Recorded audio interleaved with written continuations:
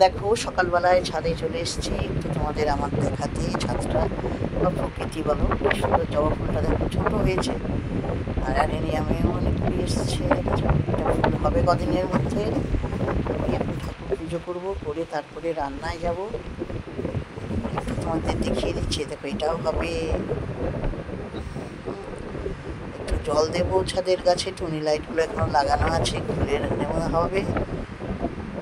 একটু আশেপাশে প্রকৃতি দেখিয়ে নিলাম, তারপরেই তো রান্না করতে বসবো। এখনো ভালো করে রোদ ওঠেনি, অল্প স্বল্প উঠেছে, পাখি উড়ে যাচ্ছে। পাখি বলতে এখানে পায়রাই বেশি দেখা যায়, পায়রা কাঠবিড়ালি এগুলোর প্রচণ্ড বেশি দেখা যায়। তারপরেই চলো রান্নাঘরে যাই। রান্নাঘরে গিয়ে দেখো ছোলার ডাল ভিজিয়ে রেখেছিলাম, আর পাশে ছোলা ওটা আমি খুব খাই ছোলা ভেজে। আর এদিকে মাছ রান্না করব, তাই মাছটা ভেজে নিচ্ছি। এদিকে কাঁচা কলা অল্পই ছিল, দুটো সিদ্ধ করে রেখে দিয়েছিলাম একদিন আগে, তাই একটু কালো রং হয়ে গেছে, তো ওটাই একটু মাখছি।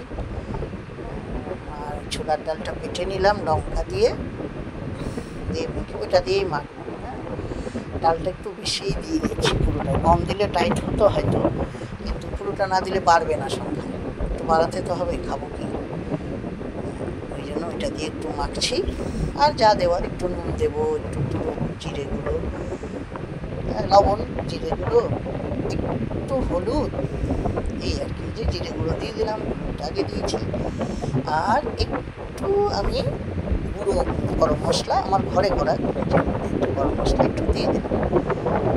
দিয়ে এবার তোমরা লাল লঙ্কা গুঁড়ো দিতে পারো, তবে আমি আর একটু লবণ দিয়ে দিলাম। আমি যেহেতু আমি ডালের সঙ্গে লঙ্কা বেটে দিয়েছি তাই আর দিলাম না। আর সবচেয়ে বড় কথা, আমার লঙ্কার গুঁড়োর প্যাকেটটা কাটা, কেটে রাখতে হবে, তাই জন্য আরও বেশি অলসতা বলতে পারি। এই যে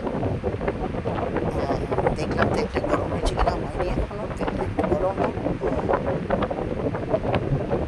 ব্যাস ওই বড়া মতো করে করে দিচ্ছি। এই বলো তো বলো যায়, এটা তো একই। এই যে চলো বড়াগুলো দেখলে না মনে হয় খেয়ে বেশি নাই, আমরা সময় হলে একটা দুটো খাই, কিন্তু যেহেতু বেশি নাই, হ্যাঁ ছেলে আর দুজনে খাবো, আর রুটি খাবো, সে খাবে ছেলে এইসব। আলু আলু দিয়ে না, আলু তো দিয়ে দেবো, আলু ছাড়াই করবো, তাই পারবে না তরকারিটা, এই জন্য আর কি। আর এক হাতে ক্যামেরা ধরে আছে বলেই না খুব অসুবিধা হচ্ছে দেখাতে। যাই হোক চলো বড়াগুলো ভাজি। আলোতে এসে পড়ছে আলোটা, এই বড়াগুলো ভাজছি। আর এই বড়ার তরকারিটা রাতের জন্য, খারাপ খুব একটা বড়া হয়।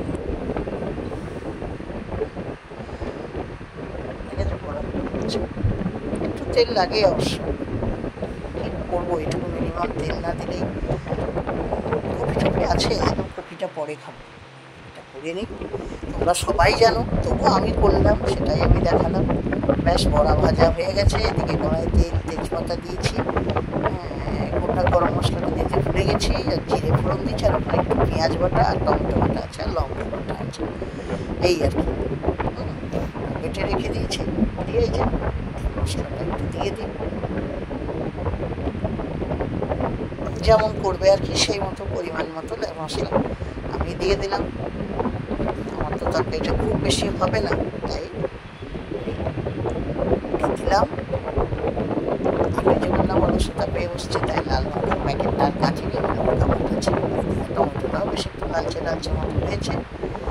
বেশি তো লঙ্কা খাওয়াও ভালো না, সব মিলিয়ে মিশিয়ে কি রান্নাটা করছি। মশলাটা একটু ভাজা হোক,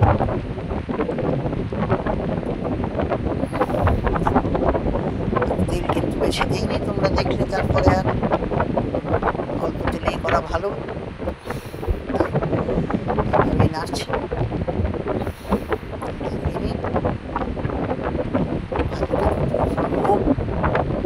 চা খেতে ইচ্ছা করছে, আবার করবো এই চিন্তা করলাম, তো চা বসালাম, বসালাম। এর মধ্যে একটু আদা গুঁড়ো দিলাম, আমার ঘরে করা। পেঁয়াজটা একটু ভাজা ভাজা মতো হয়েছে, একটু আদা গুঁড়ো আমার ঘরে করি আমি, সেটাই দিলাম। আর একটু জিরে গুঁড়ো দিলাম, জিরেটাও মশলাটা ঘরে করে জিরে আর একটু লঙ্কা দিয়ে মিশিয়ে বেটে নিই। ব্যাস, গুঁড়ো করা থাকে, যখন দরকার হয় তখন দিই। এবার আর একটু ভাজবো, পেঁয়াজটা একটু ভাজা ভাজা গন্ধ হয়েছে, আর পেঁয়াজের মধ্যে টমেটোও দেওয়া ছিল। দিয়ে এটাকে আবার একটু কষাতে হবে, তেল ছাড়া। আর আমি তো একদমই তেল দিয়ে দিয়েছি, একদম। চলো আবার কষাই, একটু দিতে হবে নাকি দেখি, একটু কষাবো, দিতে হলো না, কষিয়ে দিচ্ছি।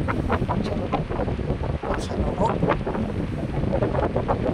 এদিকে আমার চাটাও হয়ে গেছে, চা পাতা দিয়ে দিয়েছি, দিয়ে ভিজাতে দিয়েছি, একসঙ্গেই চলছে। মাছের ঝোলটা আগেই করে নিয়েছি, বুঝতে পেরেছি। একটু লবণ আন্দাজ মতো, পরে দেখা যাবে। বাজারে চলছে, আমি এক হাতে চা খাচ্ছি, মাঝে মাঝে নামাচ্ছি, চা খাচ্ছি। তাহলে আমি তো আবার খুব গরম চা খাই, চায়ে দুধ পড়বে না, চিনি পড়বে না, তাই রান্না করতে। তোমরা কারা কারা ভালোবাসো কাঁচা কলার কোপ্তা খেতে? কাঁচা কলার খোসাগুলো কিন্তু আমি ফেলি না, জানো তো। ওটাকেও বেটে রসুন কালো জিরে দিয়ে ভাজি, বাটার পর ভালো লাগে গরম ভাতে। যারা খেয়েছো তারা তো জানোই এর স্বাদ, যারা খাওনি তারা করে দেবে। দেখো আমার মশলাটা ভাজা হয়ে গেছে, এবার একটু জল দিয়ে দিলাম, আর ওই বাটিটা ধুয়ে রাখার জলটাও দিয়ে দিলাম। আমার গরম জল কড়াই থাকে, সেটাই করে রাখা ছিল। জলটা বাটিটা ধুয়ে, তাহলে বাটিটা ধুয়ে দিলাম, আর একটু দিয়ে একটু মিক্সিতে যেতে মশলা করেছি সেই বাটিটা ধুয়েও জল দেবো। এই ধুয়ে জলগুলো দিলে না এটার একটা আলাদা স্বাদ হয়। বাটিটার গায়ে তো অনেক কিছু লেগে থাকে, দিয়ে দিয়ে ঝোলটা ততক্ষণ ফুটুক। যারা মিষ্টি খাও তারা চিনি দেবে, আমি কিন্তু মিষ্টি খাই না, তাই আমি চিনি দিইনি। এটাই ঝোলটা ফুটুক। গ্যাসটা একটু জোরে করলাম, মিক্সির বাটিটা ধুয়ে জলটা দিয়ে দিলাম। লাইটের এখান থেকে ছায়াটা ফুটছে, ফুটছে। এবার আমি ওরা বলো ইয়ে বলো যাই তাহলে সেটা দিয়ে বেশি পাতলা পাতলাই নামা এই ঝোলটা। আর সত্যি বলছি, যখন খেতে বসেছিলাম তখন কিন্তু ঝোল হয়ে যাবে। আমি দেখো কেমন পাতলা পাতলা করে নামিয়েছি, দেখে মনে হচ্ছে না কত ঝোল। একটু গরম মশলা ছড়িয়ে দিলাম, যারা খেয়ে খাও তারা দিতে পারো, আমি দিয়ে দিচ্ছি। দিতেও পারো, এটা নিজের ইচ্ছা, খুব পছন্দের। খেতে বসে যখন দেখছিলাম দেখি ভালো লাগছে দেখতে, খেতেও কিন্তু খুব সুন্দর হয়েছিল। আর একটুখানি গরম মশলা দিয়ে মেখেছিলাম না, ওইটার জন্য আরও খেতে স্বাদ হয়। সবাই করে দেখো, ভিডিওটা কেমন দেখলো ভালো লাগলে